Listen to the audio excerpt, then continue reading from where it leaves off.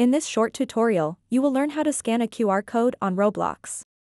Scanning a QR code is a quick and simple process that can be completed in just a few easy steps. To get started, open up the Roblox mobile app and then tap on the profile picture icon at the top left. After that, tap on the QR code button at the bottom left corner. Now you'll see your own Roblox QR code. If you want to scan someone else's Roblox QR code, tap on this button at the top right corner. Now you can scan the code. Simply position your device's camera over the QR code you wish to scan. The app will automatically detect the code and provide you with the option to add them as a friend.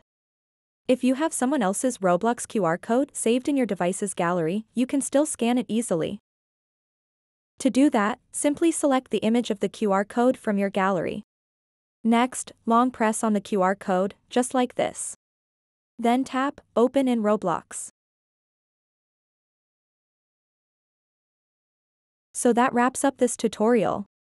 If you have any questions about this whole process, please let me know in the comments section below.